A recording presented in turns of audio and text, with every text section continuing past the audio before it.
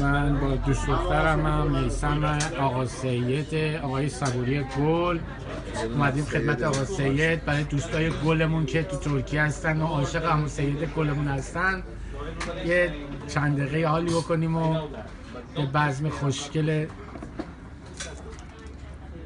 رفاقتی به قول معروف چیز بکنیم که ببینیم خدا چه میکنه.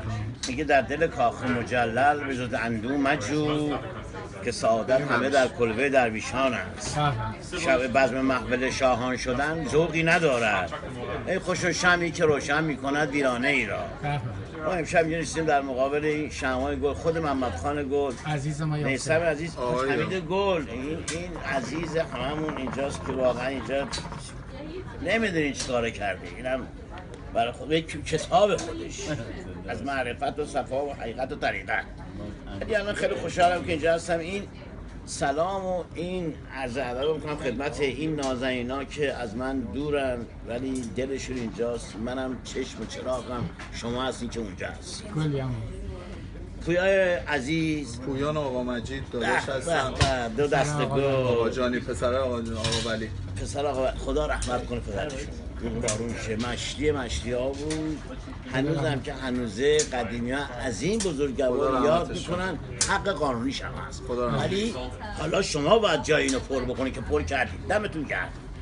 حسن آقا شریفی، آقای شریفی اصلا بابا فامیلیش از شریفی اصلا به 10 تا شناسنامه میدن بس که مرد شریفیه.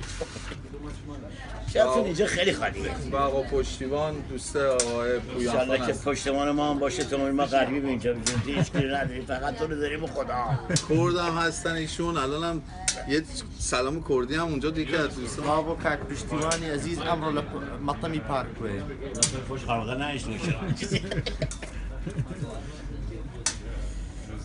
شبتون خیلی خالیه. ما اینجا دارم میشستیم.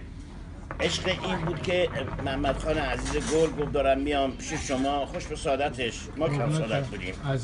اگر حالم خوب بود والا به اون کسی که شما قبول داریم می اومدم خدمتتون. من از اینجا دعاتون میکنم خدا پشت و پناهتون باشه و آب قربت به کامتون شیرین باشه.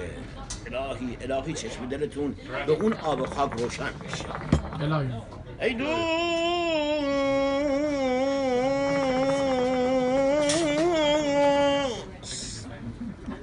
امشب شب انجمن دلبران یکیست. دلبر اگر 1000 بود